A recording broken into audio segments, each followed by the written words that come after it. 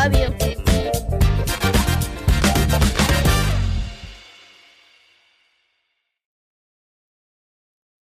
Okay, everybody, here we go again. It's another episode of Brad and Mira for the Culture, the Otherppl Show's weekly pop culture assessment. I'm Brad Listi, and I am a Gen Xer, and I am joined once again by my industrious, hardworking, what's another adjective? I don't think either of those adjectives really apply to me, but I appreciate it. Ladies and gentlemen, it's Mira Gonzalez. Woo! Thank you. I'm bowing. Thank you. So, Mira, what are we going to be doing today? We have a big episode for people. This is our last episode of 2025. That's right. It's our year-end episode. So we're going to be talking about a whole lot of things. We're going to be talking about more dead influencers. We're going to be talking about a whole bunch of other dead people. It's been a dark weekend. We're going to be talking about our favorite, Alec and Hilaria Baldwin, and our other favorite, Ben Affleck and Jennifer, and yet another favorite, Dick Van Dyke. And that is all before we do our year in review. We're going to do a year in review. We're doing a year in review. So that's going to be at the end of the episode. Stay tuned for that. Looking back, reflecting. Now is the time for that. That's right. Looking back, reflecting, thinking about this fucking year, and all the things that happened in it. Maybe the worst year so far in my life. It's hard to imagine like a more chaotic, like just from a news standpoint, like what's going on in the world, the state of the world. It feels like this is the worst it's been. Yeah, and a personal standpoint, honestly, I think this might be the worst year of my life. Glad I could be here for it. And all of our lovely listeners, thank you all so much. Yeah, we do appreciate you. Today's episode is brought to you by Tin House, publisher of the memoir A Silent Treatment by Jeannie Vanasco. I just talked with Jeannie on this program not too long ago. Check out that episode and read her memoir. It's about her mother and how her mother has a habit of giving her the silent treatment, or at least she has over the years, for as little as 2 weeks, for as long as 6 months. It's a book written in a kind of literary collage style. It's written in the present tense. It really moves. It's meditative and associative and fascinating. And it's all about silence and how people use silence and what it does when someone, like what it does to you when somebody gives you the silent treatment. Yeah. So check it out. Again, the book is called A Silent Treatment by Jeannie Vanasco, available from Tin House. And I also want to plug Deep Dive, my company. Deep Dive is a learning platform. It creates in-depth audio courses. Right now, it's just writing courses. I'm the host of all of these courses, and they are available for 30% off now through Christmas Day. So the sale ends at 11:59 p.m. Pacific time on Christmas Day. Save 30% on all courses and bundles. If you want to send a course or a bundle as a gift, just select Send as a Gift at checkout. And you can schedule delivery to a person's inbox anytime. The offer code is Holidays 2025. So you got to enter that code to save 30% on everything over at www.deepdive.audio. Check it out. So Mira, I might have to, I'm not sure if I'm going to even be able to make it through this episode because my wife is at the doctor and she just texted me and told me that, she's getting some sort of test done and they might have to medicate her and give her beta blockers. Oh yeah, you're going to have to drive her. I've taken those recreationally before. Brad, this is unacceptable and unprofessional, and it's becoming a pattern. I texted her back and I'm like, I'm podcasting. I can't pick you up.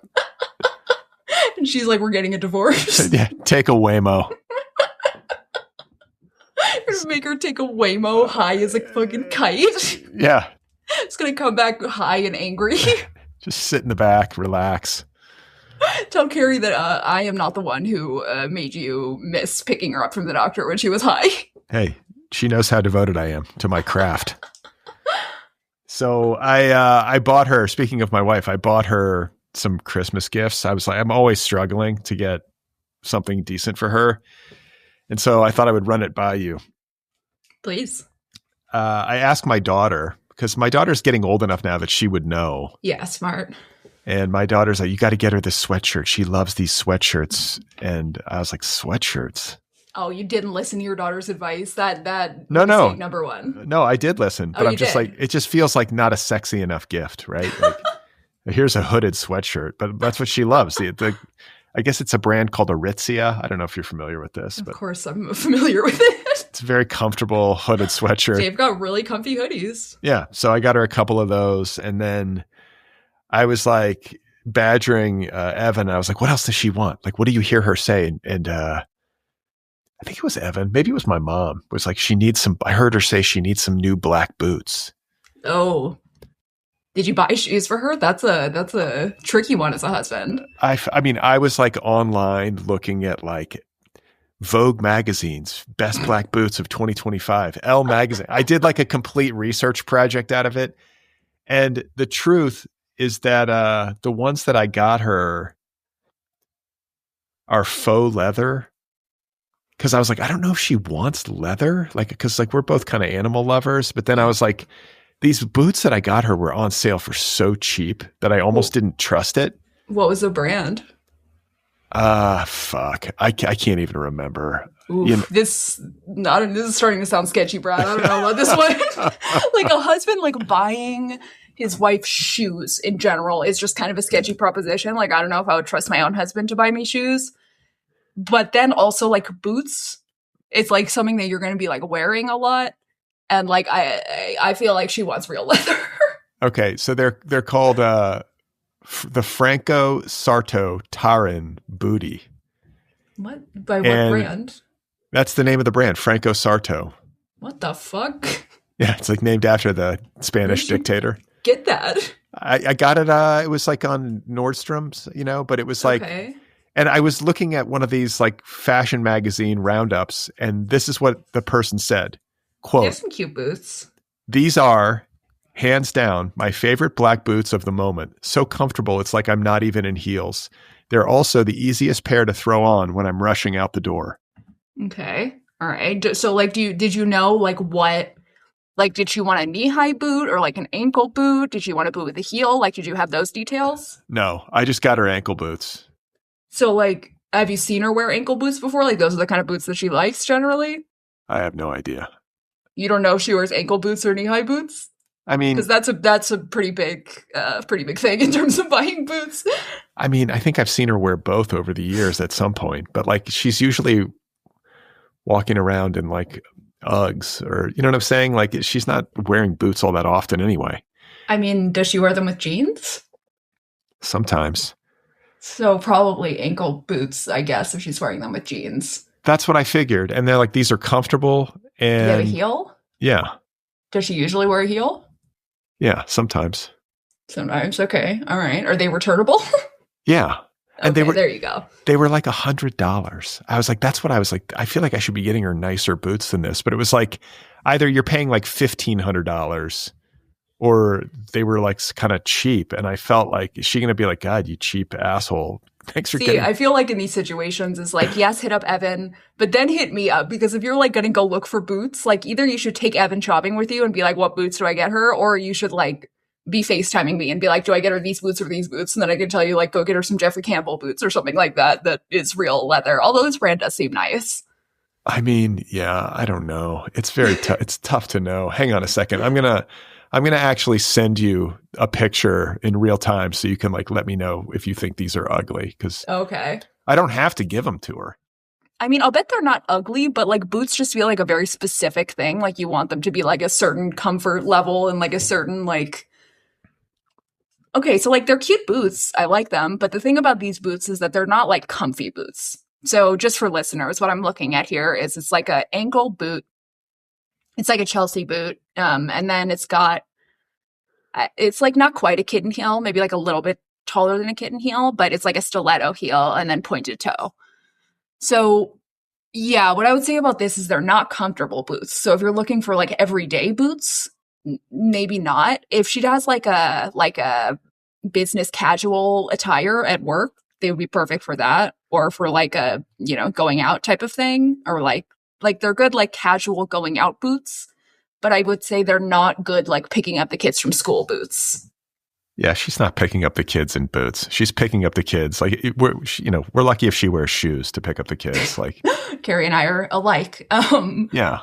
So like she's like looking for boots to like wear to something, not just to like wear every day. Just to go out to dinner. Like if we got to dinner, like that's what she these would wear. boots seem good for going out to dinner then. We'll see. Cute. I mean, I think I got the right size, but like I feel like this is the sort of gift where maybe she'll appreciate the effort. That's what I'm hoping.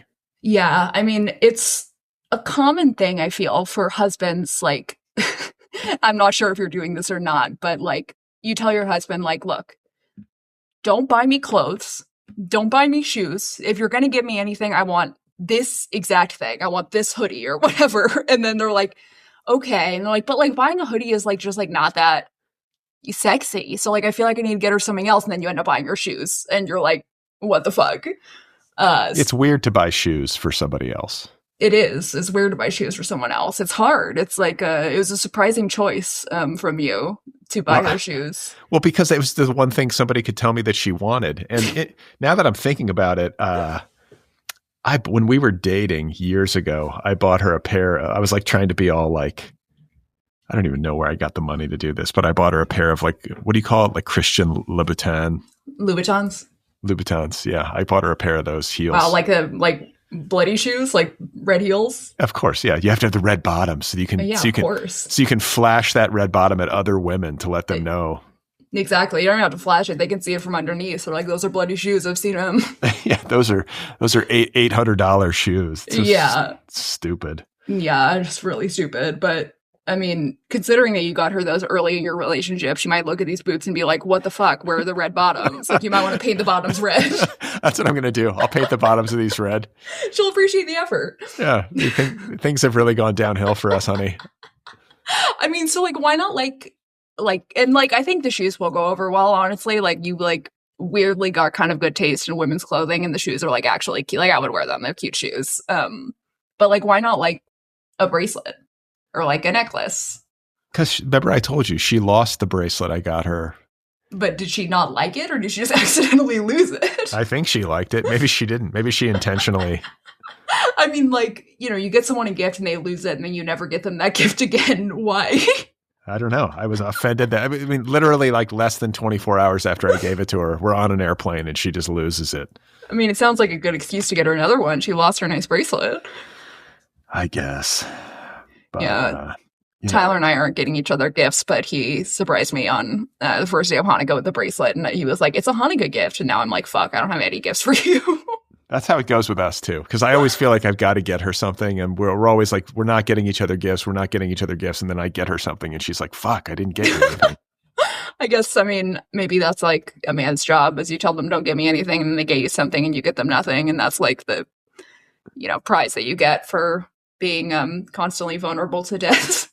Yeah, I don't care. I literally don't need a gift. It doesn't offend me at all. But I don't like the idea of not getting her something. That doesn't sit well with me. I feel like she deserves to have something to open. But well, that's nice.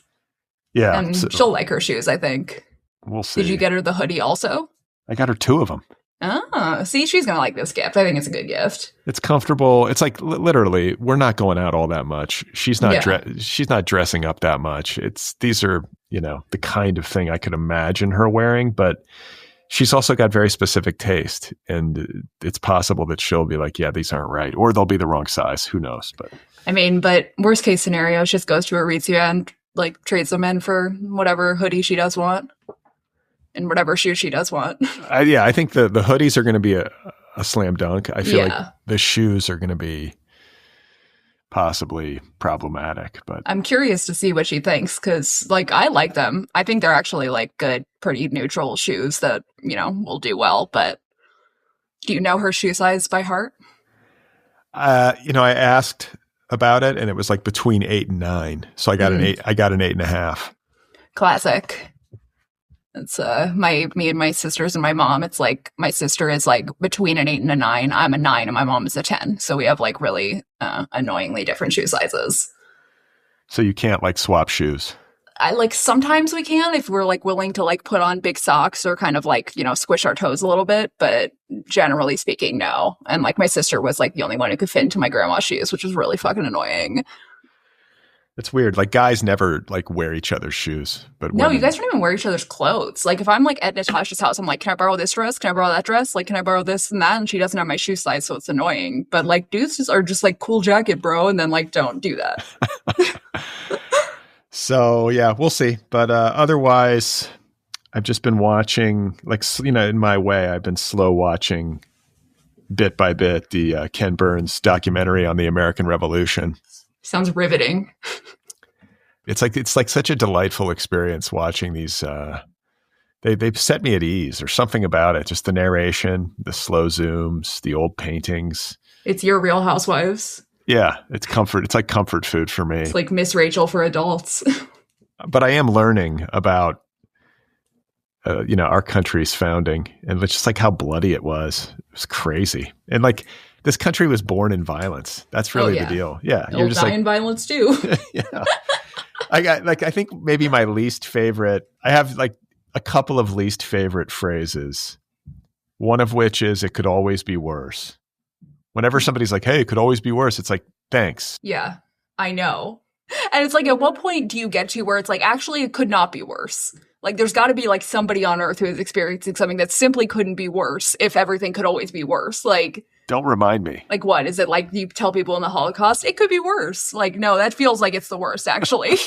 It's not really about mindset. That just feels like it is simply the worst. But it could always be worse. But it could always be worse. Yeah. So I don't like that. And then I also don't like the phrase, we used to be a proper country. Yeah, we've never been a proper country. Like, what the fuck is that? Our country has always been just like fucking like racism as an export, just like nightmare place. Yeah, exactly. Like that's the thing about it. It's like, no, we were never a proper country. Yeah, we've always sucked.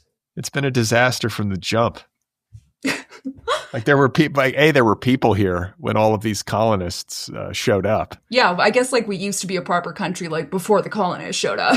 That's right, before the white European settlers came in with like their guns and their smallpox. It actually exactly. was. And then just like nicely shared a turkey with the pilgrims. Oh God. So anyway, I'm watching it. They're doing, I think there are critiques of Ken Burns and his read on history that are legit, but I think he's doing a semi-decent job of like trying to kind of bring into focus all the different perspectives. And it's just how, helps me fall asleep. And then, I got a new phone. Did I tell you that? No. Oh, wait, except I learned that you did because you sent me, like, randomly, we weren't even texting, out of nowhere, a text from Brad Listi. And it's like a freaky, like, uncanny valley AI cartoon Pixar image of you. And I was like, why the fuck is Brad sending me this? This is such a fucking jump scare. And you're just like, I got a new phone, as if that explains it. The thing about it is that there are things on this phone that I'll never know about. You know what I'm saying? There's like hundreds and hundreds of ways that this phone can be used that would take me like literally like a year of my life to learn. And so I don't get it. It's like I paid for all this stuff and I don't even need it. All I want to do is make calls, but I got the iPhone 17. What color? Silver. Silver, not the orange, huh? It's ugly. That's exactly what both Carrie and Evan said. Like, you didn't get the orange? And I was like, no. I didn't. Like, if they had a yellow phone, I would have gotten it because I love the color yellow. It's a really ugly color, the orange. Like, Tyler has it. It looks really bad. I don't like it. Yeah, I'm just like, I don't need everybody to be looking at my phone. I just got like silver and I got a case and it's nice. It's fine. But my old phone was an iPhone 11. Whoa. And it just literally got to the point where the storage was like nothing I could do would get any more storage. I couldn't open the storage. Yeah. I pay for iCloud for that reason. Well, I pay for it too, but I couldn't like clear storage. I was deleting all of my attachments. I was going through the process, but it was just at its end. You should have Tyler figure it out for you. I can never figure it out. And it was always like, your storage is low. You can't take pictures. And then Tyler did something and it's never been an issue since. Yeah, I do. I just need to talk to Tyler more, period. I need more Tyler in my life. You know what? I couldn't agree more. I've got a lot of Tyler in my life. And as a result, I'm like, fed and I sleep and my house isn't a mess. And, he fixes my phone and stuff. What a wonderful man. Yeah, my long-suffering husband. So I do want to note that I feel maybe lazier. I detected this in myself over the weekend, which I guess makes sense. But I was just like, yeah, kind of like losing steam. It's just, this always happens at the end. You woke up at 5 a.m. and went on a hike today. I know you did. Yeah, but I'm just like, I could have stayed home. I just feel like it's time for a break is what it feels like. Wow, a time for a break. That's the first time I've heard that from you, Brad. I mean, right? It's healthy to take a break, reassess my life. I've been having that conversation with myself a little bit lately. Like, I need some time to just like decide what I want the rest of my life to look like. What? I don't know. What, are you going to like join a monastery or something? Like what? Like, well, just like what contribution to humanity do I want to make before I die? Like, what are my goals? Podcasts. Is that what I'm doing? That's what you've always told me you're doing. I know, but I'm like, I think like part of me is like, is this really what I'm doing? Like, this is the midlife crisis is hitting. It's like up until this point, you've been like podcasting. I'm going to podcast. I'm going to make 3,000 podcasts. I'm going to be a podcaster forever. And now you're like, oh fuck, what am I doing? I think like maybe the question is like, is this the best use of me? Like, am I giving my best? Do you know what I'm saying? I mean, yeah, but like, couldn't you think that about yourself? Like, no matter what, like, I feel like even like the world's top athletes are like, is this the best way that I could be using my time? Like, I don't know, like the revolution needs bakers too. That's something that my therapist said to me, like maybe the revolution needs podcasters too, although I doubt it. I think we're doing God's work here. You know what? I agree. I think God is happy with us. I think we're doing God's work. I agree. So yeah. And then otherwise, the only other thing I have is that, was talking to my buddy, Pat, who's like a childhood friend. I've known him forever. We talk. He's like the friend I talk to on the phone the most. We probably talk like at least once a week. It's often more than that. And, I'm like, I don't know I don't even know how this came up, but he's like, oh yeah, I was with my friend. It's a woman that he's friends with in Denver. And he's like, yeah. And she's got a gun. And I was like, what? He was like, said this casually. Like, she has a gun on her nightstand. On her nightstand? Jesus. Yeah. And I'm like, what? And he's like, yeah. And she's kind of like a bit of a right winger. And I'm like, dude, this is so weird. Like, she's got a fucking loaded gun just sitting on her nightstand. He's like, no, it's like in a drawer. Oh, it's in a drawer. Oh, good. And he starts to go off on like how if you call 911, in Denver, they don't show up and you need protection. And then he's like, I have a gun. And I'm like, wait, you have a gun too? Yeah. I mean, and it's not that surprising. He's had guns for years. Does he live in like wilderness or like a city? No, he lives in a city. And so stupid. Yeah. I'm just like, and I'm like, so where is this gun? He's like, oh, it's just in a case in like a corner of my apartment. And neither of them have children. So it's not like there's some sort of like super hardcore hazard, but I'm just like, it's never even occurred to me. No, I've never touched a gun. Yeah, to go to a store and buy a gun, be like, yeah, I need this. I'm scared. I want to be able to shoot somebody. It's like, what are you doing? Yeah, I don't know if I would even like be able to shoot somebody in like a self-defense scenario. Like, I think I might like freak out.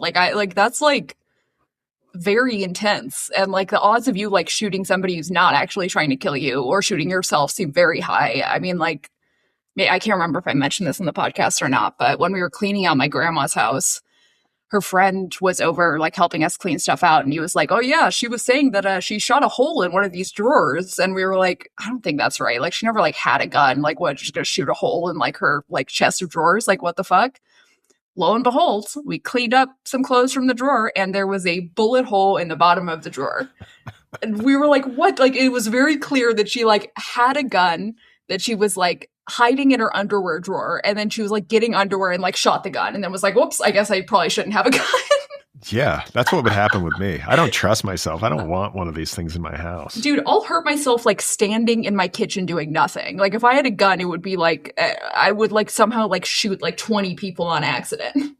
Yeah, well, I mean, that's the thing. And so I'm talking to my buddy and he's like so cavalier about it and matter of fact, that it got me like thinking like, wait a minute, like I live in a city. Like, do I need a gun? Like, am I being like, what if somebody did try to like come after us? Like, well, I wouldn't like have anything. A city is the last place you need a gun. Like, if you're like in like the like wilderness, I kind of get it. Like, where there's an animal or something like that. But like in the city, like you just don't need that.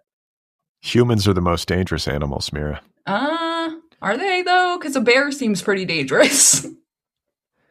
Yeah, I don't know. It's just not for me. I'm not a gun person, but I guess my friend is, and his girlfriend or this woman that he's friends with. It's a strange, like, platonic thing they have going. But is one of them gay or? No, it's complicated. But it's complicated. They're both heavily armed. They're both heavily armed and don't want to get near each other.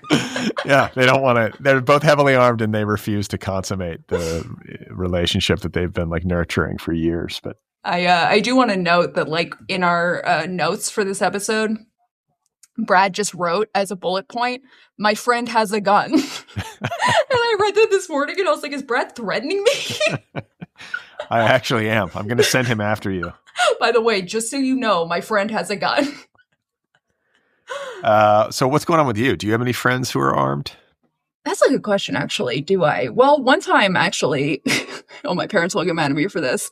We were going through what my parents called the sunroom, which is just like something that people had in old houses, I guess, like a little room off of the office. And we were cleaning it out, and I found like a tennis racket holder. And I was like, what is this? And then Chuck was like, oh, that's a shotgun. I was like, why the? And my parents are like, truly not gun people. My mom has never touched a gun. Like, it's like, we're just not at all gun people, even a little bit. And I was like, Chuck, why the fuck do you have a shotgun? And he was like, well, back in the day, I had this friend, they called him the punk rock bank robber, and he robbed banks, and he was had the cops kind of, on his tail, and so he needed to put his gun somewhere, so he gave me his gun, and I've had it ever since. But besides that, my grandpa also has a gun, actually, which I've told him not to because it's stupid, but whatever. But So besides does he use it to shoot like undersea animals when he's diving? his spear gun, he does. But no, the regular gun, he lives like on the boardwalk, and I guess there's crazies sometimes, which is like what he says why he has the gun, but like it just seems stupid. I don't know. It's like one thing to have one of these things, but it's another thing to be able to, like, in the moment, be able to handle it and use it properly. It just feels like it would probably go badly. Yeah, I feel like once you're in the moment with it, it's like a really different situation than like thinking about it or like theoretically, having to shoot somebody. It's just like, I have to imagine really fucking different. But yeah, I don't have a gun. As far as I know, my friends don't have guns, although maybe I'll find out many years from now that they do. Who knows? Maybe your friend Alex has a gun. He's armed and dangerous. Maybe. So your gay voice, he's armed and dangerous. I'm fully loaded and ready for bear. Fully loaded and fabulous.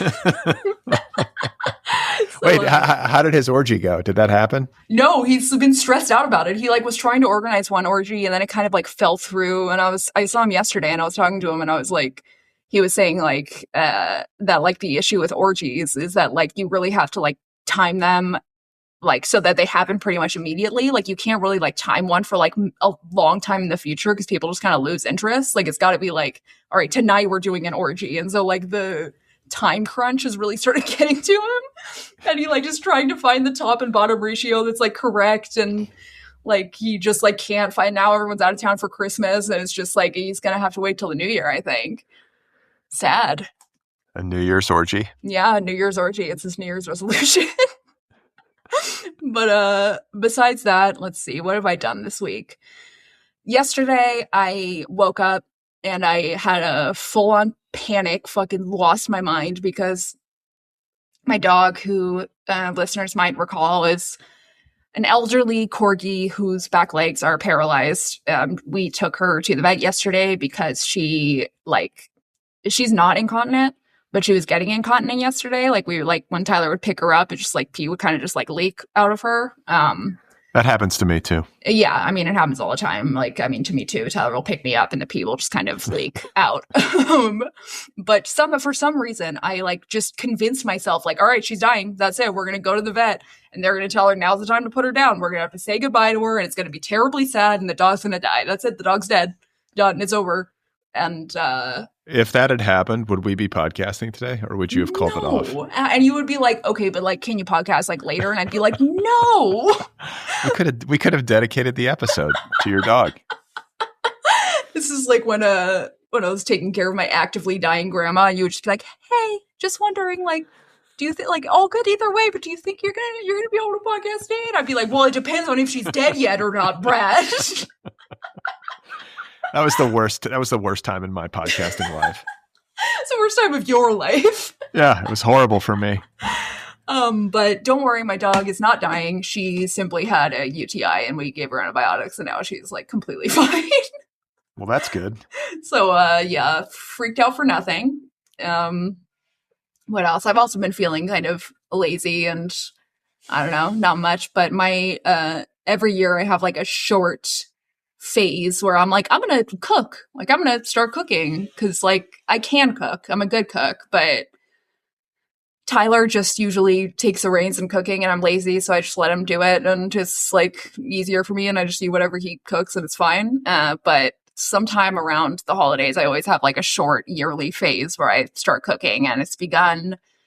I made some chili the other day that was very good. And tonight I'm making a shepherd's pie and some kale salad. So it's Brad's worst nightmare. What is a shepherd's pie? It's got like meat in it? Yeah, it's like a ground beef like vegetable thing. And then you put like mashed potatoes on top and you bake it.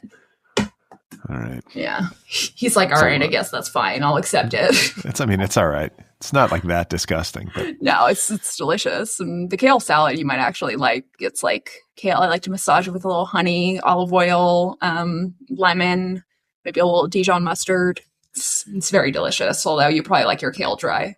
Why do you have to massage kale? It's like the only leafy green that anyone's massaging. I mean, not me. I massage all leafy greens, but do you? No, I don't. You don't have to massage arugula, but you've got to massage. Every time I talk to somebody about kale, they're like, "Did you massage the kale?" It makes it more like tender. It makes it feel kind of like closer to like almost like cooked kale or something. Okay, it's a lot though. I mean, it's a leafy green. We don't need to make an ordeal out of it. Well, I'm going to make an ordeal out of it. And then besides that, we have a cat in our neighborhood who visited us like intermittently, like sometimes when we started moving here. But now we started feeding the cat and the cat is here like daily and like coming and eating and drinking water and just like hanging out in the yard. And like, I'm seriously considering adopting this cat. And like I know that I shouldn't be adopting more creatures. Like I've got enough ailing creatures in my home, including myself, that I certainly don't need another one. But I want to adopt this cat that visits my yard. And I want to know how I can figure out if it actually belongs to somebody else. If any listeners have advice, please let me know.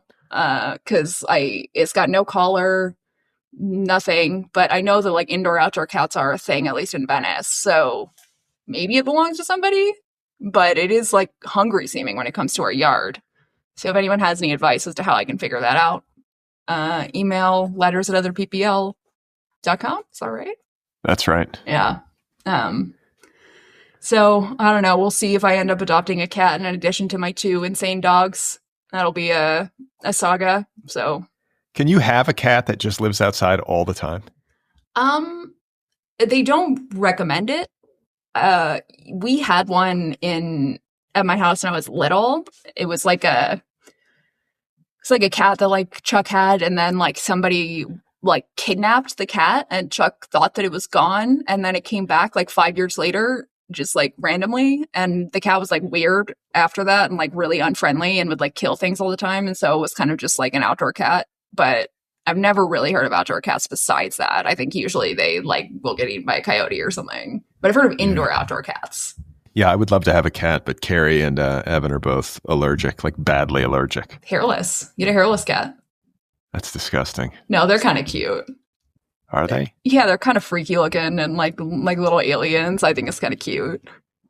Like they what like. Wait, what is that sound? What am I hearing? It's my neighbors upstairs.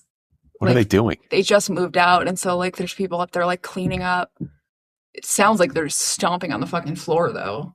Okay, as long as it's not you using your hands on the table. No, I was because for people listening, I actually I admonished Mira before we started recording. I was like, please don't fidget once we start recording because she has a habit of doing so. But this time around, it was not her. What Brad is not saying here is that he does say that to me at the beginning of every episode. Yeah. Not just this one. It's part of the ritual. Yeah. He's like, phones off, close all unnecessary apps, plug into the Wi-Fi. Don't fucking fidget, Mira. my guests on this show, like when I'm talking to an author, like I go through the same protocol I take you through, and like people must think I'm so crazy about audio. I'm just because like I've been doing this for so long, I just can't do an episode where the audio sucks. I won't do it. It's like a waste. I don't want to waste my time. You know? Yeah, you got an issue with that. And I mean, like, it's good to remind people, I suppose, although I do it once a week. So, once a week, you're like, all right, phones off, like Wi-Fi off, make sure that all fans are turned off, make sure that any air filter is off. Muzzle your husband. Tell Tyler to shut the fuck up. Yeah, I had a guest on the show whose spouse was like doing laundry in the back. And I sort of casually was like, can you tell her to stop that? Like, he was like, excuse me? Can you tell your wife to shut the fuck up, please? That's all. I mean, I didn't say that, but that was my tone. I was like, can you actually tell her to pipe down? You're like clearly bothered. All right, this isn't going to fucking work. I need help. Speaking of being bothered and needing help, I think that Angry Adam is back this week with a message for us and our listeners. So let's listen to it together. Hey guys, it's Angry Adam. Sorry for my absence. I just haven't really felt the anger. It's more been just like, I don't know, apathy or something. But Brad, at the beginning of I'm just making my yogurt parfait for breakfast. Brad, at the beginning of your stupid podcast, you were like, my silence was ruined, my pre-dawn silence. Your whole fucking life is silence, dude. Okay, I just want to pause and say, what the fuck is this sound he's making? Talking about audio, Jesus. No, he said he's making a yogurt parfait. He's literally like he's doing food stuff while he's recording. I can't think of a more overt violation of my code. Let's keep listening. All you do is sit in that garage and, contemplate your fucking navel, contemplate the next deep dive commercial. You avoid your children at all costs and go hiking in the woods with the hopes of being abducted by a fucking bobcat. You are silence. You are the black hole. You are the what is it called when the machines are smarter than the people? You know what I mean? You are the singularity. And then to complain about Marty Supreme, the helicopters and all that, dude, you fucking live in LA. You chose to live here. Like, what do you want? Mira and I have no excuse. We were born here. We're just dumb animals who don't know any better. But you're literally wallowing in the shit that you created. I want to build you a bunker. I can see you going full Kaczynski, and I want that for you. Like, I want you to have that kind of silence and loneliness. A friend of mine recently asked me, he goes, how many police helicopters do you think there are in LA? And I was like, I don't know, 600, 700? And he's like, what? He goes, there's 17. I go, well, there's one above my fucking house every day. So I feel you, but I also hate you. You know what I mean? Okay, bye. All right. Thanks, he didn't even go in on you. He was exclusively angry at me today. Yeah, wow. He got mad at me for equating Israelis with Jews, and then he decided, all right, now we're going full Brad. No more Mira. We're done. He took a break. He gave you a break. Yeah, even though he pretty much always gives me a break and never really says that much about me. It's usually focused on Brad, which is why I like Angry Adam. So it's cathartic for you. It's cathartic. Yeah. It's cathartic. Although, those yogurt noises were very unpleasant, I gotta say. So you should probably fix that, Angry Adam. You can get mad at me about that if you want, but no more spoon sounds. No, I think that was intentional. He was clearly fucking with me. Like, yeah. It's like trying to like, what would upset him the most? I'm going to make food noises while I'm castigating him. He should have been like, I'm cooking eggs. Oh. And Brad, I had eggs this morning. So wrong. Disgusting. Oh, by the way, when I was editing audio, was it yesterday? The other day? I think not too long ago. I was editing audio, and I'll often watch a movie on mute, but with subtitles. And I watched The Substance. Oh, yeah? How'd you like it? It was actually like one of the better silent movie. Like watching movies like this is sort of strange because I'm actually listening to the podcast audio and editing, but I have my eyes on the TV just to like entertain myself because I'm just sitting there. Right.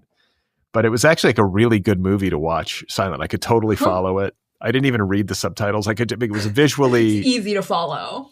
And it's so grotesque. Have you seen it? Yeah. Yeah. So. Yeah, I mean, Demi Moore was incredible. She was so good. Like, when she's, like, cooking the fucked up, like, chicken and, like, watching her on the late night show, watching Margaret Qualley on the late night show, and she's like, oh, and you want to live on a farm, huh? Like, it's so good. She's so funny. Well, no, but I was going to say there's eggs in that Yes. movie. Like, and I'm just like, ah. Oh. There's a lot of disgusting egg meat. Like, it really is like a disgusting French food kind of movie. It's, body horror. But the director, I feel simpatico with the director. She clearly knows what's up. Yeah, I felt like, I mean, I have complicated feelings about that movie that I'll, I suppose, save for another episode of the podcast. But I felt like it was a little bit mean to women in general. Oh, was it? I mean, people can disagree, but, like, I felt like it was kind of mean, yeah. Like, I felt like it was, like, I don't know, like the women were kind of the butt of the joke. Oh, really? I thought it was like my read of it was that it was like a satire of like body expectations for women. Right? It is. And like, it's pretty good at that, I think. But like, frankly, I think that That Becomes Her had the exact same plot first and did it better. What was that? Was that the Meryl Streep movie? Yeah. Where like she gets like the potion that turns her like young and hot. But then it's got side effects or whatever, and her head turns all the way around. That's a great movie. Well, I feel like we're headed for that. I mean, we've talked about this a lot, but we're heading into that territory where everyone's going to be paying to look young. I mean, it just kind of, honestly, it felt like it was a movie about Ozempic that was hoping that people who take Ozempic are going to experience terrible side effects. And that felt mean and stupid. Maybe that's why I liked it. And that's probably why you liked it. It's like, this is a shortcut. Why aren't they hiking and eating vegetables? And even if they're doing that, it's also a shortcut. That's right. You have to work for this. And even if they're working for it with the drug, it's not enough. That's right. So just to continue on Brad's theory, we do have another dead influencer today. This is our daily dead influencer report, the Deadfluencer report. So, beloved TikTok star Tucker Genel tragically passed away at the age of 31. Whoever that is, rest in peace. Influencers continue to die for some reason. I can't explain it. No, I can't explain it either. So, just to continue our, incredibly light episode so far, our first...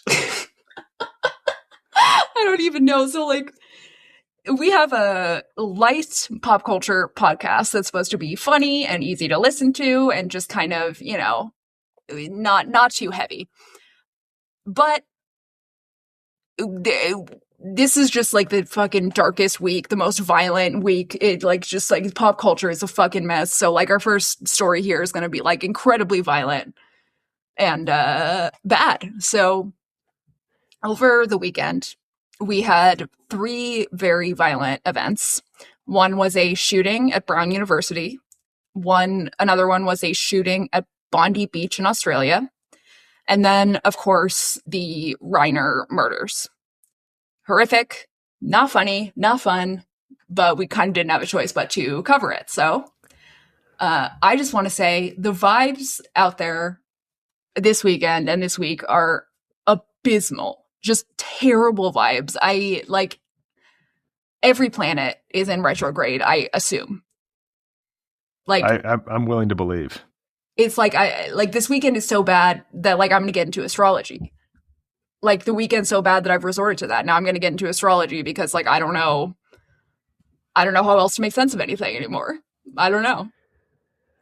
I feel like our mutual decision to live like hermits, Mira, is looking pretty good right now. I mean, if like we needed evidence that being a hermit is the logical choice, like this weekend was it. Like this weekend is all the evidence that I needed. Like currently we're actually podcasting in the fetal position. I've got I've got my stuffed animal, Mr. Fuzzums, clutched tightly at my chest. I'm wearing a Snuggie. Brad's wearing a Snuggie. We are in shambles, folks. Yeah, it's just like so fucked up. And I feel like the mood that I've been in since, I guess, like Sunday, just the collective, that's the thing, is like one thing after another. And it just sort of built up. And then we got to Sunday and it was this Reiner story. And I just felt like so shitty about life and humanity. I was like, I think I know how Mira feels all the time. I mean, look, thank God I have therapy today. Thank fucking God. I mean, Jesus Christ. Wait, you have a therapy appointment today? I do. And it really couldn't have come at a better time. You know, that's another thing. As I'm like getting ready for the new year and I'm in this like, you know, this kind of very natural period of evaluation, like self-evaluation, I think to myself, like, do I need to go to therapy? Would my life be markedly better if I went to a therapist and talked to a therapist regularly? And then I started to wonder, like, do people in my life quietly think, like, Brad really needs to go to therapy? Like, has that ever occurred to you? I mean, not until this moment, but when I think about it, like, you know, your addiction to podcasting, your addiction to hiking, your food hangups, your hangups with the human body, you know, I think therapy could potentially help it. Like, you could get some like exposure therapy or like maybe some like EMDR in there, like try to figure out like what is like the core trauma that has led you to hate eggs so much. Like, by the way, when I asked that question, Angry Adam literally just went into like a feverish rage and started like ranting into his phone. He's paused the episode. He's screaming into his phone right now. I definitely think he would advocate that I go to therapy. I mean, okay, so like I do feel like people are often like, everybody needs to go to therapy. And like to a certain degree, maybe yes, but I also feel like therapy can like actually make some people worse. Like I feel like there's some people who like go into therapy and then they just get the kind of therapist who just lets them talk and talk and talk and talk and talk. And they end up just convincing themselves more of like what they already thought was correct. Like, you need a therapist who's going to be like, well, why the fuck would you say that? Like, what are you talking about? Like, you need a therapist who's like going to like smack you down a little bit if you say some dumb shit. So you should maybe go to that kind of therapy. But the thing about it is that that's part of my problem. Every time I consider the prospect, it's like, I don't want to pay for this. It's got to be covered by insurance. And it seems like most of the good therapists don't take insurance. Well, it sounds already like you're not dedicated to self-improvement. Yeah.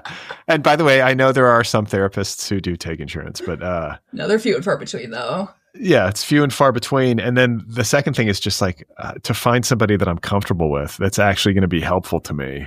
I'm not an easy fit as a human being. I'm not somebody. You think I'm an easy fit? I don't know. Probably not. Of course not. Look at me. I'm a fucking disaster. How long did it take you to find a good therapist? I've had a bunch of therapists in my life, and I've only ever liked the one that I currently have and one other therapist who like quit therapy completely because she was old. And so I had to stop going to her. I've had a lot of therapists who I didn't like because the thing about me is like, if you just sit me there for an hour, like I'll talk for an hour. I'll talk easily for an hour. I'll just fucking go. I'll monologue, no problem. But like, that isn't going to help me. It's like not therapeutic. So I like need a therapist who's like gonna stop me and like question me and like guide me a little bit. And that's hard to find. But this therapist that I have, I got as a recommendation via Natasha's mom, who is a therapist. And like somehow it was just kismet. It just worked. Like I just liked her. So I was lucky there, but you would probably have to go to a couple different therapists. Maybe we can go to the same therapist. That would be funny. I like literally recommended my therapist to Natasha, who's in school to become a therapist. And she was like, Mira, you don't just recommend your therapist to people. Like, this is for you. This is a thing for you. Like, that's like, like, don't just go around being like, you should use my therapist. Like, that's crazy. I feel like as a podcast co-host, we should have the same psychiatrist. I mean, look, I agree. Then she'll quit the business too. Once I get in there, she'll be like, I'm done. Like, this is too fucking much. I'm fucking done. This guy's so weird. He's scared of eggs. So, yeah. So we're not going to go in too much to the gory details of all of these different violent events, especially the Reiner murders, because it's just too fucking dark. It's like, we already have to talk about it, which is dark enough. So what did happen, though, is that Trump weighed in, as he does, classy as usual, talking about Rob Reiner, who was a avid anti-Trumper. He was like, he really hated Trump and was very, very loud about it. And so here's a quote of what Trump posted, tweeted, whatever, on Truth Social after Rob Reiner died. Rob Reiner, a tortured and struggling but once very talented movie director and comedy star, has passed away, together with his wife Michelle, reportedly due to the anger he caused others through his massive, unyielding, and incurable affliction with a mind-crippling disease known as Trump derangement syndrome, sometimes referred to as TDS. So, what the fuck? I feel like I also have incurable TDS. Brad thinks that Russia killed Rob Reiner. He told me. Listen, I read a report that at the time of his death, Rob Reiner was working on a documentary called "The Spy and the Asset." Oh wow, I was kidding, and now you're holy shit. Okay, about the relationship between Putin and Trump. I mean, this was on it. This was like on Instagram, so I could be wrong. Okay, so you should go to therapy, I think. I feel like this is Rob Reiner's unfinished masterpiece. I want Ken Burns to finish it, if possible. Take the reins. I think you should finish it. That's right. I volunteer as tribune. I will finish this film. I feel like this is a story that we need to tell. And I actually listened to, like Rob Reiner did a podcast, I think, with Soledad O'Brien on the Kennedy assassination. What? And, weird. Did he know a lot about the Kennedy assassination or something? Oh my God. Yeah. He has like a whole theory on who did it. I mean, it's pretty. I didn't know that. Yeah. So I listened to that. Who does he think did it? It was like an inside job. It's like CIA, Cuban. Oh, okay. I mean, it's a fairly convincing argument. It's hard to know, but it clearly was not just like Lee Harvey Oswald in the Texas Book Depository. Yeah, no, I tend to believe the CIA theory. Like, I tend to believe that it was something like that. Well, what's his name?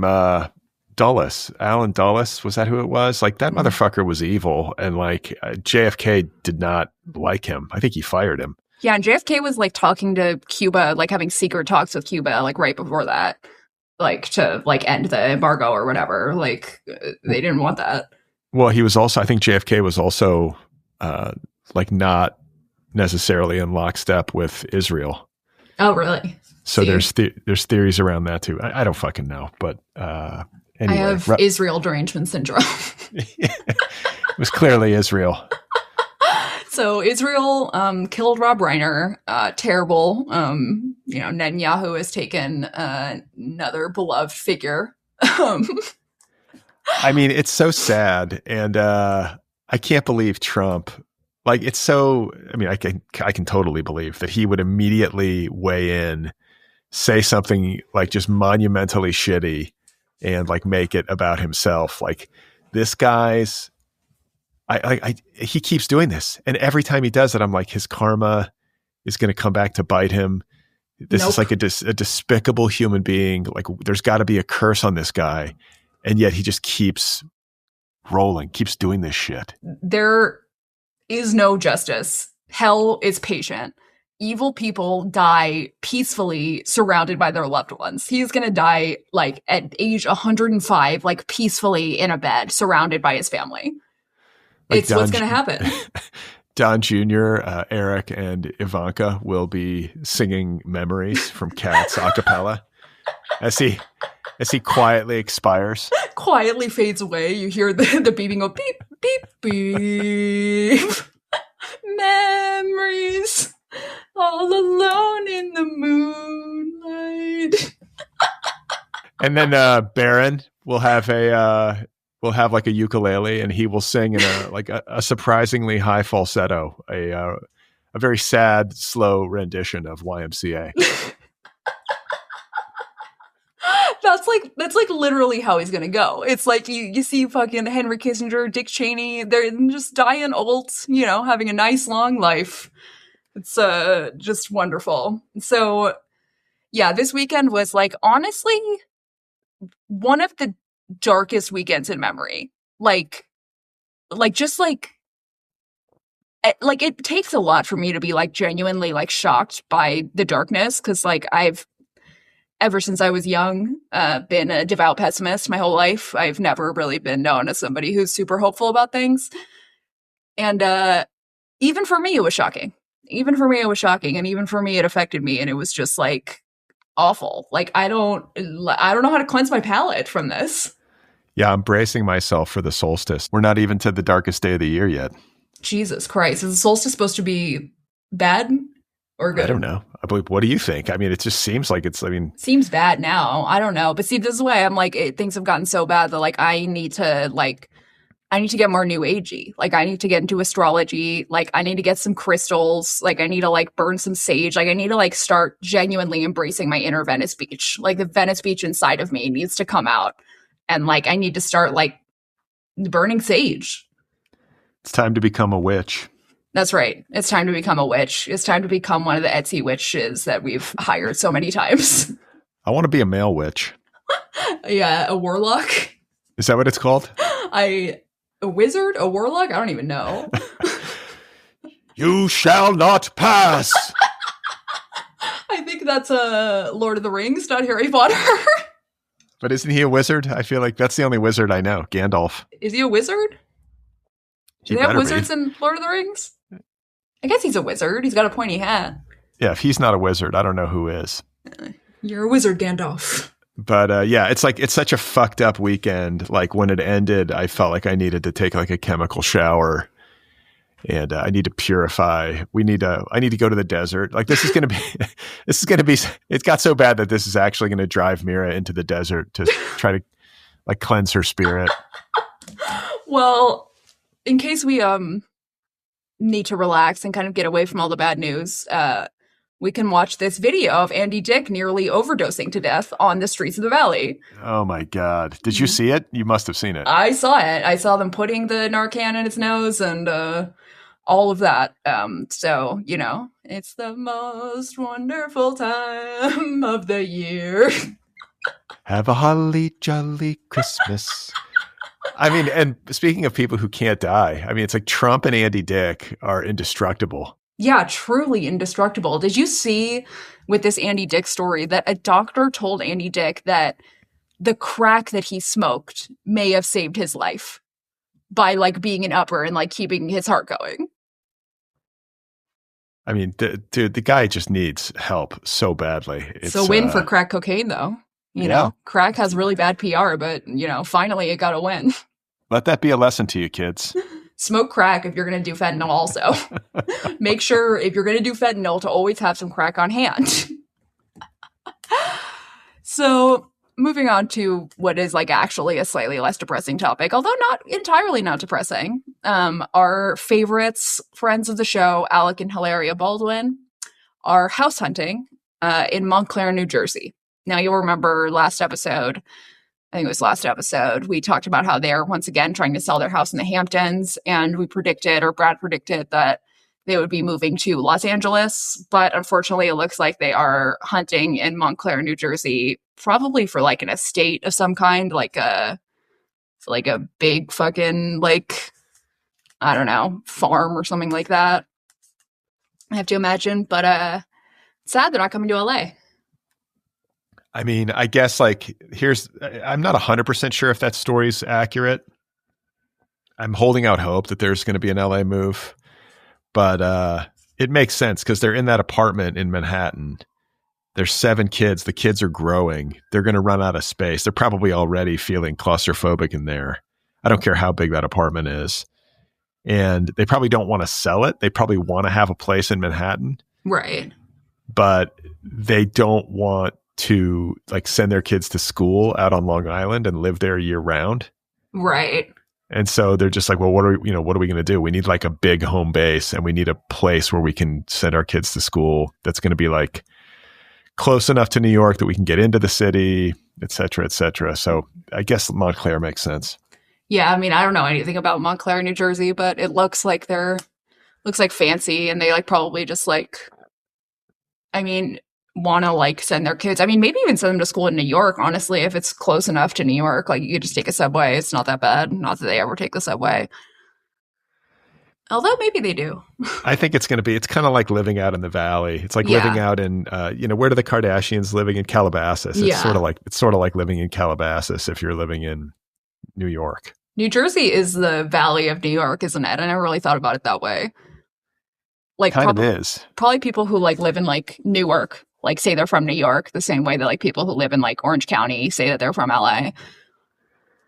Yeah, it's like a shorthand. But I have friends who live in Montclair. It's a nice little Tony suburb. Calabasas is also nice, I guess, but fuck the valley. So moving on to our next story, featuring another one of our friends of the show, Ben Affleck. He reunited with both Jennifers at his son's play. So I was wondering, like, why are Jennifer Lopez and Jennifer fucking Garner, why are they both there? Like, what the fuck? But it turns out that Jennifer Lopez's kid was also in the play, goes to the same school, which, like, back to school night must be crazy. Yeah, I wonder what school it is. Maybe it might be Windward. I don't know what school they go to. But Windward would make sense, or like fucking Crossroads or something like that, maybe. Yeah, one of these schools. But I didn't realize that J-Lo's kids go to the same school as Ben's kids. Yeah, I had no idea. I mean, it's like, it honestly feels like somebody put a curse on Ben and said, like, you're only allowed to be in love with women named Jennifer now. And that's it. I feel like Jennifer Garner is the only sane person, like truly sane person. In fact, she might be the sanest celebrity. She seems so well adjusted. Maybe that's all a ruse and she's actually crazy, but she seems just like nice and kind of like cheerful. I feel like she's just like private. Like I just like don't really know anything about her. Well, yeah, but that's sane. That's what I mean. Yeah. Like she's not out like courting the paparazzi. She's just kind of living her life and doing good works and raising her kids, but then she's got like Ben as her ex who she's co-parenting with, and then J-Lo sort of in the mix, and she's got to go to these school events and sort of see both of them. Like, what's going through her mind? Man, I cannot help but like Ben Affleck. I don't know. It's like he just like to me is a like it feels like he's somebody who I should not like, and yet I find him likable. Even this like insanely like marrying and divorcing Jennifer Lopez again thing, I find it like humanizing. I'm like, all right, he's a maniac. He's just so deeply in love with Jennifer Lopez. He's like confused about himself. Like, and he's like dropping all his Dunkin' Donuts like a fucking maniac. Like he just like, he's relatable. I don't know. I read something, I think on Instagram recently where it was like Steven Spielberg won't cast Ben Affleck in one of his movies because there was some sort of like summer party at Steven Spielberg's house, I think, that Ben Affleck was at years ago, like many years ago. And apparently Ben Affleck threw one of Steven Spielberg's children into the pool and made him cry. Oh, wow. I mean, but like, I feel like that's the kind of thing where like you think you're being fun, you think you're being like a fun uncle type, like throw the kids in the pool. And then it's like, oh, that was like too rowdy. I fucked up. Just threw like a Spielberg spawn into the pool. Steven shoots you in an icy glare. Shoots you with a gun. So, yeah, he's addicted to Jennifers. I mean, are there other Jennifers that he could move on to potentially? Like, I feel like there's got to be more than two Jennifers. I actually read a report that Jennifer Jason Leigh, Jennifer Love Hewitt, Jennifer Aniston, and Jennifer Grey were also in attendance at Ben Affleck's Child's Play. Damn, you really fired off those Jennifers. That was impressive. I have them in my like mental Rolodex at all times. Just top of your head, every famous Jennifer. Is that all of them? Did I get all of them? Jennifer Lawrence. Jennifer Lawrence. Yeah, see, there we go. We were missing one. Like the most famous one. Yeah. Well, J-Lo might be the most famous one, arguably. Yeah. We're probably missing some Jennifers. Message us at letters@otherppl.com if you can remember more Jennifers. I wonder, does this mean that Ben Affleck's son is going to try to follow in his father's footsteps and like be an actor, Nepo baby? Marry people named Jennifer only? Listen, by the way, I think maybe it's possible that my favorite actress of my generation is Kate Winslet. Mm-hmm. And she's got 2 kids who are now actors and are getting jobs. And she went on this like tirade against the whole Nepo baby concept. And it disappointed me so much. I mean, it is disappointing at the same time. And like, I'm not a parent, but like, I can understand where as a parent, it's kind of your responsibility if you're that famous to turn your child into a Nepo baby. And like, I could totally see like feeling proud of your child who's a Nepo baby, who's like, and you like wanting to make them be a Nepo baby. I don't, this is the thing. I get the whole argument like, oh, you know, it's their genetics. Like they're born to artists. Of course, they're going to be creative people. And then I also get like, it's the family business. Like you don't say this to people who like inherit their father's plumbing business or whatever. I think there's some truth to it. Like you're just raised in this milieu and it's what you know and all that kind of stuff. But I mean, it's bullshit. It's like Nepo babies are like, Nepo babies should not be defending other Nepo babies. But the parents of Nepo babies, I can understand them being like proud Nepo parents, being like, no, but like I want to do the best for my kid. So like I did the best for my kid and now they're successful and I want it as a parent. Like good. That's all fine. I don't begrudge Kate Winslet for wanting her children to be happy and to have creatively fulfilling lives and to have success in their professional life. Of course, that's all normal. All I want from people is the simple acknowledgement that it was markedly easier for them to get jobs and to get into the business than it would be for some like working class kid from like Schenectady or whatever it is, you know, like, no, come on, 1,000%. Just be real. Like the thing that bothers me so much is this denial that nepotism plays any role at all. That's kind of where people are just refusing to admit that. And I think like, it's so easy. Just be like, yes, they definitely benefited from having me as their parent, but it's still not simple to have success in this business. I'm very proud of them. And then just move on. Just move on. But just acknowledge that it's a little easier. Right. I mean, it's like, especially like as a Nepo baby, like I feel like it is like your responsibility as the baby to be like, it was easier for me. Like I saw, like, I believe it was Ethan Hawke's daughter, Maya, saying like, it was like just being like, you know, I worked really hard. I went to acting classes. Like I really like, you know, love my job and I tried really hard at my job, but it was easier for me to get in the door. Like it was objectively easier for me. That's all you have to say. That's it. That's like, it. It is. It's easier for you to get in the door. And like, obviously, like you won't have a long career if you're bad at your job. Like nobody is like begrudging like Nicolas Cage for being a Nepo baby because he's an incredible actor and we all know it. He's Nicolas Cage. So it doesn't really matter. Like that's all you have to do as a Nepo baby. So like you might as well just say like, yeah, I had privilege. And if you're good enough, people will still want you in movies. Yeah, Jeff Bridges always says it. He's like, I got into the business through nepotism, man. It's a good Jeff Bridges impression. Yeah, he literally, I've heard him say that in like many interviews. He's very open about it, and it's endearing to me. I don't have a problem with him. And he's like somebody who like people would forget that they're a Nepo baby at this point. Like people would forget that Jeff Bridges is a Nepo baby if he wasn't like saying it. Like people my age don't necessarily even know that. And Jeff Bridges is still like, no, it was privilege. Like, good for you, Jeff. Yeah, his dad, Lloyd, was in Airplane, Mira, that movie you watched in Las Vegas earlier this year on LSD. Oh, a movie that my grandma did the costumes for. That's maybe why my grandma knew Jeff Bridges. I guess that makes sense. Did your grandmother have sex with Jeff Bridges' father? No, she had sex with Jeff Bridges, no. He was very young for her, but, you know, it worked out. I like banged your grandma, Mira. It was like crazy, man. She was groovy. I would be like, damn, hell yeah, Jeff Bridges. So this next story is going to be the actual palate cleanse, the thing that is actually kind of okay and happy this week, which is that. Yeah. We need I need happiness. Like this whole weekend of Brown University and Bondi Beach and the Rhiners. Like anything. I think I'll be traumatized by all of it for the rest of my life. Yeah. I mean, like I'm going to be traumatized by a lot of things for the rest of my life, including but not limited to this week. Just add it to the list. Yeah. Just throw that on the list. I'll let my therapist know. We have a shared Google Doc, shared list. So the actual palate cleanse is Dick Van Dyke has turned 100. He survived it. He made a joke earlier this year talking about how funny it would be if he died at 99, didn't make it to 100. But he did. So happy story, palate cleanse. Thank God. Happy birthday to Dick Van Dyke. Yeah, happy birthday, Dick Van Dyke. We love you. Wait.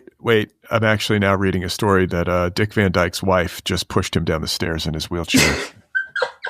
That's funny because I just saw a story that his fellow co-star Julie Andrews has reportedly gone on a shooting spree. And she is actively hunting Dick Van Dyke. He's running through a forest right now. She's 90 years old and she's armed and dangerous, and she's hunting like a predator. She's searching for Dick Van Dyke to end him. That's how he wanted to go. He requested it. He was like, I don't want to do assisted suicide. Just have Julie Andrews hunt me in a forest. So, in order to celebrate the new year properly, because this is going to be I believe this is our last episode of 2025, correct? This is it. This is it. We've reached the end of the calendar year for we've done it. The Brad and Mira show. Yeah, we've reached the end of the calendar year, and we will be back next year. But we wanted to do a little year in review of this year and how it started and how it's ended and what has gone on with all of the stories that we've covered. It's been a magical year. It's been a magical year is one way to put it. And listing out these things, I was just like, Jesus fucking Christ, this year fucking sucked, bro. Like, holy fucking shit. What a shit year. God damn, 2025. And I never used to say this about years. I used to be like, oh, like periods of time, like whatever. No, fuck that. This year fucking sucks. It was uniquely terrible. So we started out the year with Los Angeles bursting into flames. The entire fucking city burst into flames. The sun was out. It was just fucking black. I fled to the desert and then was stuck there for a full week. I had like one change of clothes. Truly nightmarish. They were simpler times, Mira. Look, we started the year with massive wildfire death and we ended it with massive gun death. So, that's fun. It's like bookends. And then, then there was the other fun story that happened at the beginning of this year. David Lynch fucking died. Bullshit. Like, as soon as this happened, I was like, oh, like, not only is it going to be an awful year, it's going to be an awful life. David Lynch was supposed to outlive me. David Lynch was not supposed to ever die. It doesn't make sense that David Lynch died. He was supposed to, like, just keep living and living and living until eventually he's 150 and we're all like, what the fuck is going on? This doesn't make any sense. Yeah, once he died, we should have known. I mean, it was going to be a terrible year. It was like that, just that alone, even if nothing else bad happened all year, that would be enough to make it a terrible year. Everything is fucked. If you can believe it, this year will be even worse than last year. That was like too good of a David Lynch impression. I feel like you cursed the next year. So rest in peace to my goat. I miss you. I'll miss you forever. Rest in peace, King. Yes. So then Katy Perry went to space. This marked the, I guess, beginning or middle of the most ostentatious midlife crisis maybe in history. Like, just record-breakingly bad PR cycle, like almost impressive. I stand in awe. I mean, it's kind of like a masterpiece. Like, there hasn't been like a flame out this spectacular since like the Trinity test. I mean, I can't even believe that was this year. She went to space this year with Gail King, and who else was on that ship? Fucking Lauren Sanchez. Oh, right. Yeah. That she like came out and like kissed the ground afterwards. I mean, Jesus Christ. And then she started dating Justin Trudeau. Well, wait, we skipped over her marriage, or I guess she wasn't. Oh yeah, married. Right. She like went to Jeff Bezos' wedding with fucking Orlando Bloom, and she got pregnant with Orlando Bloom's baby, had his baby, and then their relationship fell apart, and she started dating Justin Trudeau. She had a baby this year? This year or last year? No, that's a while ago. But her relationship, she was in a long relationship with Orlando Bloom. So her album comes out and it tanks. She goes to space and gets pilloried in the press. Orlando Bloom and, she breaks up with Orlando Bloom or vice versa, or it's a mutual parting of ways. She almost falls off of her giant floating butterfly at her show like twice, gets electrocuted at her show as well. Gets a phone thrown directly at her face at her show, has a costume malfunction where her tits almost fell out of her costume. Like, truly cursed. And then, like, is suddenly, like, in this hot and heavy relationship with the former Prime Minister of Canada. He's like, oh, hey, Katie. How's it going? Oh, sorry, eh? You got great knockers, eh? Oh, sorry you almost died, eh? That nun you killed working overtime in the afterlife, eh? What are they doing? What are they doing for the holidays, Justin and Katie? Do they have big plans? Do we know? They're probably going to do some, like, horrible rich people shit. Like, they're going to, like, make another Ocean Gate submersible and go see the Titanic. Yeah, she's been to space. Now she needs to go see Titanic. They're going to try to get the bottom of the Mariana Trench. So there was room on that door for 2 people, eh? You're just letting me freeze to death, eh? My dad is Fidel Castro, eh? They say Castro's my daddy, eh? Viva la revolucion. So, one of my favorite stories, Katy Perry's crash out. And then our next one, J.D. Vance kills Pope Francis. Wow, that was this year too. Pope Francis died this year. He died this year. So J.D. Vance met Pope Francis, and he died like a couple days later. So I think it was like the next. Was it literally the next day? It was like less than 24 hours. God, that's so fucking funny. Jesus Christ. So, yeah, the American woke Pope died and was replaced, or rather the Argentinian woke Pope died, right? Argentina? I think so, yeah. Yeah, the Argentinian woke Pope died and was replaced with American woke Pope. So let's make sure to keep the woke Pope out of America because it is not safe here. Yeah, don't visit. Just stay away. Don't visit. Don't meet with JD. Just stay in the Vatican where it's safe. And then Weezer, bass player's wife, gets shot by LAPD. What the fuck happened with that story? I have no idea. I think it's like in the courts, right? It's no idea, but it was a simpler time. It was. It's like a story like that seems so quaint. So quaint. Speaking of quaint, the Baldwins on TLC. Rest in peace. I miss them. I miss the show. I miss it terribly. I want it back so badly. I'm gonna like stand outside of the TLC offices with a sign to a one-woman protest to bring the Baldwins back. I genuinely miss it. Is there any hope for a comeback? No. Like I watched Alec Baldwin on the Adam Friedland show, and Adam Friedland was like, oh, like when I was researching this interview, I watched your show.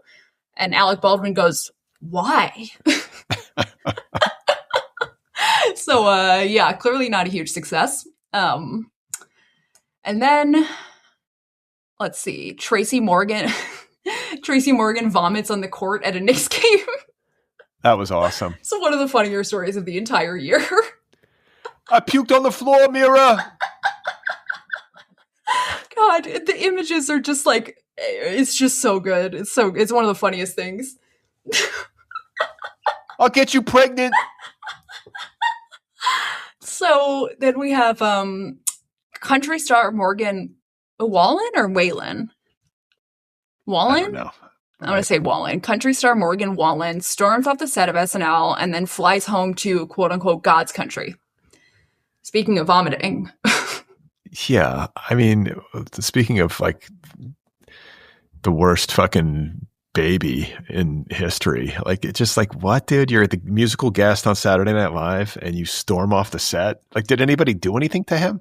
I mean, like, no, like I haven't seen like a public tantrum like that since maybe like Drag Race season 2.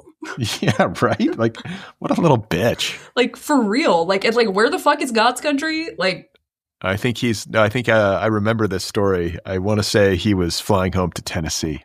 Fucking, of course. I mean, Jesus, God's country is like certainly not in the United States in reality. It's like Finland. Yeah, right. Fly to Helsinki if you want to get to God's country. Yeah, exactly. Fly to China, save us, President Xi. So then we had the Tesla diner opens in Hollywood. Speaking of fragile white men. Is it still open? Shockingly, yes. It's still open somehow, even though it got like the worst reviews ever, and I don't know like who ever goes there. Because I haven't been yet. I was going to say, you and Tyler have not darkened that doorway. No, not yet. We should probably all go. Maybe, if you don't have plans, like if you want to go somewhere for Christmas dinner or something, that would be a funny place to go. You think it's open on Christmas? Right? Wouldn't it be? Maybe he would close it as some sort of conservative thing. But I feel like Elon is so godless, he would want his restaurant to be open on Christmas Day. Yeah, I feel like he would. He'd want to make people work on Christmas. So then we had what is personally the biggest story of the year, besides, all of my massive personal stories that I've had. Taylor Swift gets engaged to Travis Kelce, and we had the great Swiftie Life of a Showgirl crash out featuring me. So it's been a tough year as a Swiftie. The community's been very split. Taylor Swift, as far as I'm concerned, is gay. And what we have witnessed this year is a gay woman marrying a male football player and the best pop songwriter of my generation writing a mid-album. That was rough. So I have listened to the album hundreds of times, even though it is mid for a Taylor Swift album. So, that was a big one for me. Keep it 100 on the land, the sea, the sky. I can do the dance now, by the way. I can do that fucking dance at this point. I've practiced it. It's the hands are where she goes to vibes, like your hands, your vibes. That part is tough. I feel like when you do the butt shake as you do the turnaround, I feel self-conscious about how I look when I try to do that. Same. Yeah. It's like, because that's the part where things get sexy and it's like, okay. It's like, no, if you're not a good dancer, it's not going to work. Yeah, exactly. Because I'll be watching on Instagram. It's like this, it's like a meme. Like everybody's doing this dance at home. And some people you're like, damn, like they look good. Yeah, then, they're good at that. Yeah, you're like, well, this is a person who's really got, they're in touch with their body and they're good at dancing. And then there's some poor mom, with her daughters. And you're just like, ugh. Should have maybe sat this one out. You and Evan should do the dance and film it. Have Evan edit it together like a music video. No one's seeing me do that dance. No one. So the next one that we have is Sydney Sweeney's crash out about her jeans ad. So everybody's crashing out in 2025. Everyone's crashing out, myself included. Yeah, Sydney Sweeney crashed out and she said, I just like jeans. it's racism is fine as long as you use it in the right situation. So I'm still not clear. Are we 100% sure that she's a fascist? Is she, or has she just had this put upon her because she's got parents and family members in Spokane or whatever that are into Trump? Okay, well, let me put it this way. If you were not pro-Trump or a fascist or a white supremacist, and the entire world was accusing you of being pro-Trump and a fascist and a white supremacist, and then an interviewer said, are you pro-Trump and a fascist and a white supremacist? You would probably say no. But what Sydney Sweeney said was, when I have something to say, people will hear it. So, yeah, it doesn't seem super hopeful for her. I don't know what her next role is going to be or how she's ever going to get another role. It was actually just announced that she will be starring in Quentin Tarantino's 10th film, which will be about the life and death of Charlie Kirk. And she's going to play Erica Kirk. That's right. She's been cast as Erica Kirk, and it's supposed to be an Oscar-worthy performance. Quentin Tarantino himself is going to play Charlie Kirk. That's right. Quentin has decided to cast himself as Charlie Kirk. I saw a tweet the other day that said Erica Kirk has the eyes of a husky. I can't stop thinking about it.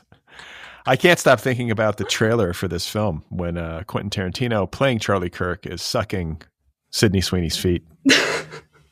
Then Sydney Sweeney as Erica Kirk becomes an apex predator. Yeah, I mean, dude, Erica Kirk, did you see that interview she did with Barry Weiss? Oh my God, where she's like, what?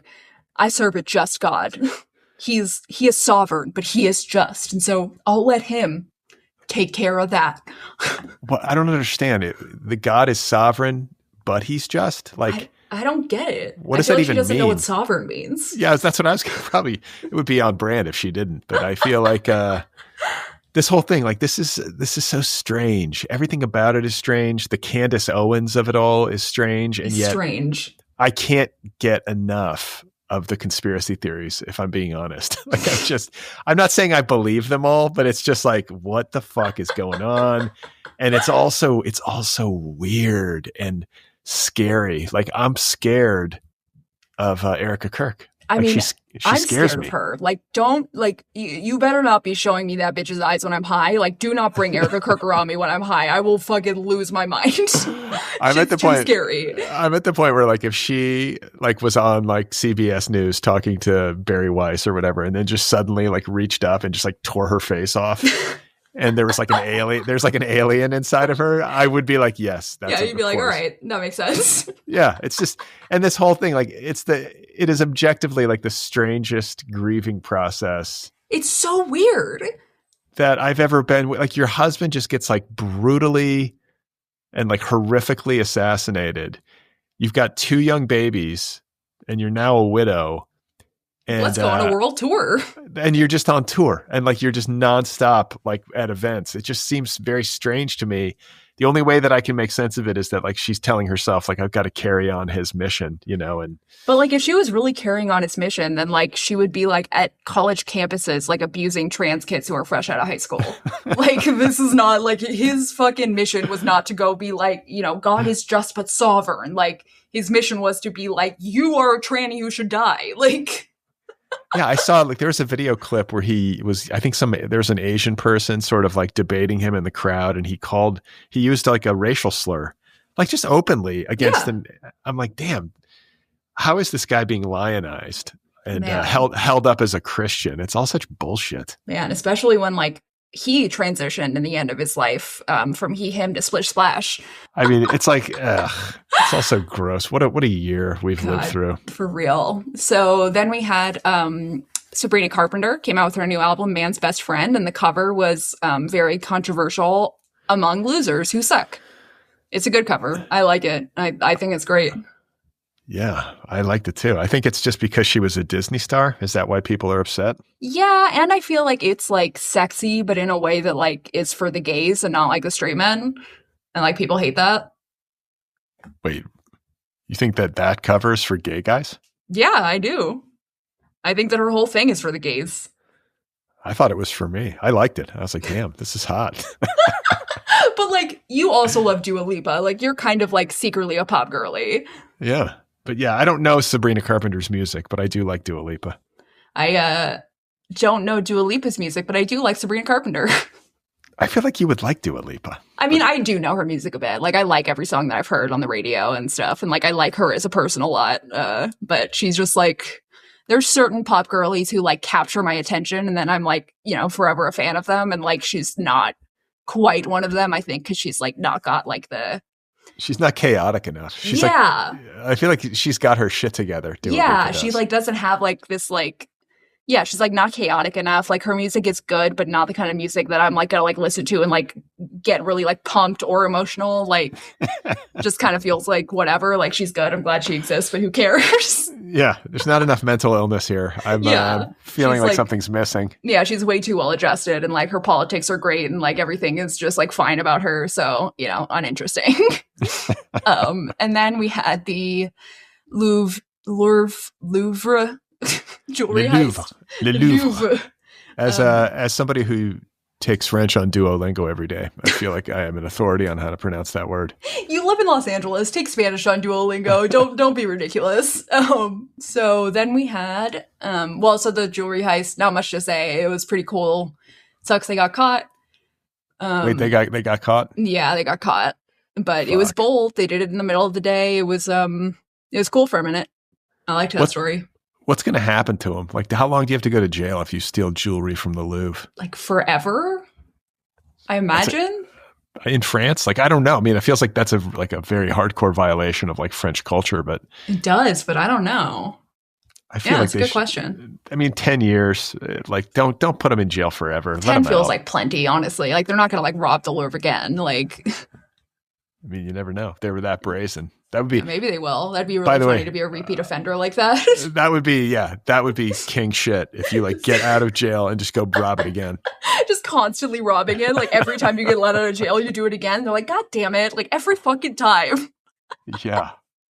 So then we had Lil Nas X walks nude through Studio City, which is like, I guess, a close second for the most spectacular public crash out after Katy Perry. Yeah, I feel like Katy was like, wait a minute, I might be off the hook here. And like, you know, it's not that he was naked, as we said, it is that he was in Studio City. That is the most embarrassing part of this. You know, he looked good naked, but being in Studio City is pretty unforgivable. At least he wasn't in Burbank. It's a great point. So then we had the Coldplay Kiss Cam, which like, I feel like people cared way too much about it. It's like, who cares? Yeah, the whole thing. Like, I can't even, like, why are you at a Coldplay concert? Yeah, like you're enjoying being at a Coldplay concert. Like, that's rough. Do you think we should go to a Coldplay show? Like, as a research trip? I think we would need like pretty heavy drugs. And then honestly, I could see myself getting into it if I was like on heavy drugs and like the people around us were really, really into it. Like I could see myself being like, it was all yellow. or more like an epiphany, like, oh my God, it really was all yellow. Wow, it was all yellow in the end. I don't think at my advanced age I don't think I could do drugs at a Coldplay show. I think it would be too much for me. I think at your advanced age, you don't even need drugs to enjoy a Coldplay show. I think you could just enjoy it sober. 'Cause you're a sky full of stars. So then we had the Bezos wedding, which is like maybe the most annoying story of the whole year. Like just like irritating. Like in an absolute endless morass of annoying stories, this story distinguishes itself. I mean, like the gray carpet on the fucking, it's not the runway, whatever. The gray carpet during the ceremony is like, it burned in my memory. It'll never leave my mind. It's an Amazon special. It's an Amazon special. And it had lots of attendees. One of the funnier parts of it, I think, was Leonardo DiCaprio trying not to be photographed. Like he's clearly getting on a boat, going to the Bezos wedding, and he's got like a hat over his face as if that's going to like stop people from knowing that it was him. I mean, yeah, I've never seen a wedding guest more like visibly miserable in my life. And Sydney Sweeney and Katy Perry also went. I feel like this was kind of like the nexus of like every crash out, like all the terrible things. Like it was like the beginning of the end for both Katy and Sydney. Well, maybe that's why it's the most annoying. It's like the most emblematic event, like pop culture event of the whole shit year in the world that we're living in right now. Right. Like, it's just, yeah, it like makes perfect. Like, of course there was a Jeff Bezos wedding this year in addition to fucking everything. Yeah. And like the part of it that was like so obnoxious to me is how they're like Jeff Bezos and Lauren Sanchez, like I think really believed that like the whole world was like cheering for them. God, that is so pathetic. I mean, and then I say that, and it's like they did have people on the ground in Venice who were like calling out their names and clapping for them. God. Like just like weird people who like just love anything fame adjacent or whatever. But like, it's so weird. It's like they probably took that as like, oh, people are happy for us. Yeah, they like our love is inspiring the world. It's so pathetic. It's such loser shit. I think that's honestly how they thought. I think they're like the grandiosity is like, yeah. Like this is a spectacle of love, and the energy we're sending around the globe is going to make people's hearts feel good. And you know, meanwhile, why don't you go online for like a second? Yeah, everyone literally wants you at a guillotine. Like people are going to bring back the French Revolution to the United States just for you. I told you that. Did I tell you that Carrie saw them out at a restaurant not too long ago? Oh yeah, like it was like after the wedding. Oh yeah. Yeah, and like I didn't get much. I mean, I don't think they didn't interact or anything. She just said that Jeff Bezos was wearing his like bad jeans. It's like, of course, his tight like plunging V-neck or whatever. Talk about a midlife crisis. Jesus Christ.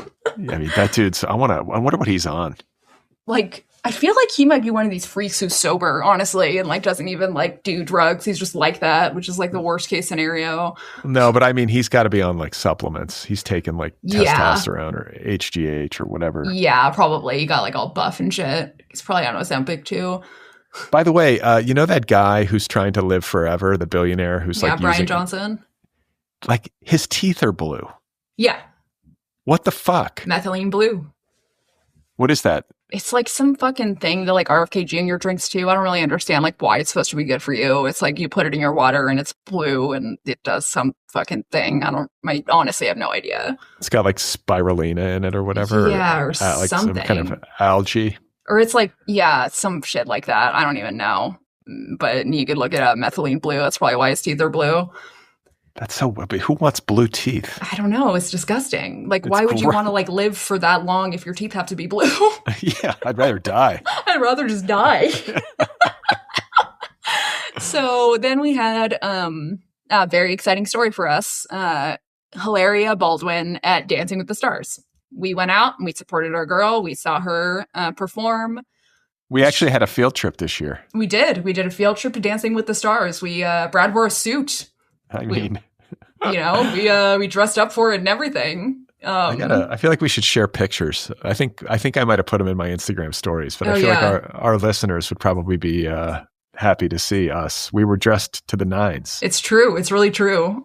So we should post some of those pictures for our lovely listeners to see. I had my vintage Vivian Tam dress on. We had that shit on. We could autograph photos. We can send our fans autograph photos of us at Dancing with the Stars. That's right. We'll send autograph photos of us at Dancing with the Stars, and everybody will throw them in the trash. I just think it was a memorable experience getting to see Hilaria perform, and the aftermath was very melodramatic because she got cut like not the same week that we went. But remember we saw her where like she was the last person to be like not eliminated. Yeah, right? we really thought she was going to get cut. We were like, oh my God, we're going to witness it. Yeah. And it was like, I was actually like feeling anxious in the studio. Like I was like I don't want to see this. Like I don't want to watch her lose. I was genuinely anxious as if I was like related to her or something like that. Well, yeah. And so the other part of it was that it was so like glaringly obvious that she was one of the best dancers there. Yeah. Like she like objectively was. Like she was a great dancer. She did everything technically really, really well. Yeah, she's like a very good athlete, Hilaria is. And so this show doesn't make any sense. It's like the people at home are voting and then the producers are putting their thumb on the scale. Yeah, they have like a very complicated voting system so that it just doesn't fully like you can't like the judges will give a certain score and then it's like, oh, the person with the highest score somehow is in the like bottom two. Like I don't like she was like the second on the scoreboard and somehow was still like in the bottom two. I don't know. I think she was robbed personally. Like I think that. Yeah, it's a dumb show. Like Andy Richter made it to like the last phase. It's like, and even that Mormon girl who was so good at dancing, Whitney Levitt, like didn't make it like to the final like two. Like she got like eliminated in like the like second to last one. She was clearly, if not Hilaria, the best dancer. Oh, I mean, the night that we went, I mean, she had a much better song than Hilaria, but she was like every dance that she did was just as good as that. She was amazing. She was amazing, but Hilaria deserved it. She was robbed. I think marks the year where like my love for Hilaria Baldwin has truly been solidified. Like she is just such a camp icon. Like she's just like she's pure camp. Everything about her is pure camp. Like the being from Spain, the fake tits, the Alec Baldwin, all the kids, the crazy outfits, Dancing with the Stars, being so genuinely upset about it. Like doing yoga in her underwear constantly on Instagram and like wearing like a formal dress and doing like headstands and her dress is falling all around and her ass is hanging out. I mean, she's out of control. She's pure camp. And like, I'm just waiting for like a small group of gays to like start like a Club Charlemagne-esque fan page for her. Like that will be the beginning of like the world recognizing what we have in Hilaria Baldwin. Like I'm not saying she's a good person, but I am saying that I love her. I've got no problem with the Baldwins. I mean, you know, I think they're flawed, but I feel like they're benign. Oh, he will kill again. In 2026. He's going to kill again in 2026. Dick Van Dyke. Dick Van Dyke, watch your back. You're going to get hunted. I'm coming for you, Dick. I'm going to put an end to you. So, speaking of death, our final segment of the show is an in memoriam for all of the people who have died this year. Now, there were good deaths, happy deaths, and there were bad deaths, sad deaths. Brad said that he's not comfortable dancing on people's graves and saying that there are happy deaths, but I'm comfortable. I'm fine with saying it. I feel like, I feel like the ghosts will come after me or something. I get nervous talking badly about the dead. Yeah, I'm already cursed, so it's fine. So let's start with the sad deaths, the deaths of the people who we did not want to die. This is our in memoriam segment. In memoriam segment. The sad deaths of this year, starting obviously with David Lynch. And we have Val Kilmer, Diane Ladd, D'Angelo, Diane Keaton, Robert Redford, Ozzy Osbourne, Udo Kier, Jane Goodall, Brian Wilson, Sly Stone, Gene Hackman, which is like, Gene Hackman was really bad. Like, I really actually didn't think that it could get worse than that until Rob Reiner. Yeah, I was like, okay, we've hit bottom with Gene Hackman and how he died. I mean, except, did you know that my grandma died horrifically before Gene Hackman? So that was bottom for me personally. Wait a minute. Mira, did you kill your grandma? Look, I'm not going to say whether or not I killed my grandma. What I will say is that I am in therapy for PTSD and I've seen things that I will never tell anybody. Well, let's talk about it. We can have a conversation about what you've seen. Oh yeah, let's talk about it. It'll be fun. Let's fucking go. Here we go. Grandma's death. But rest in peace, my grandma, Rosanna Norton.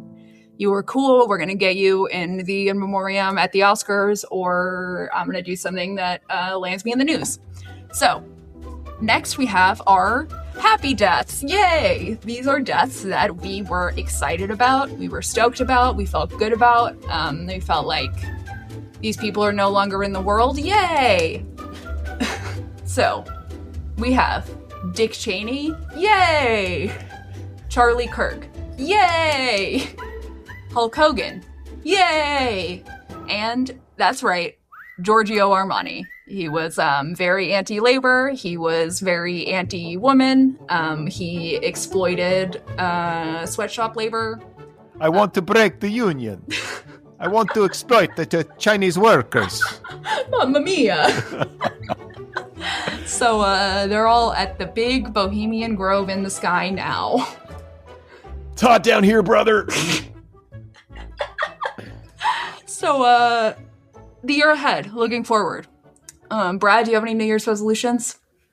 I can't believe it. We're heading to 2026. In the year ahead, hope that I will be able to transition to podcasting 7 days a week. I want this show to go viral.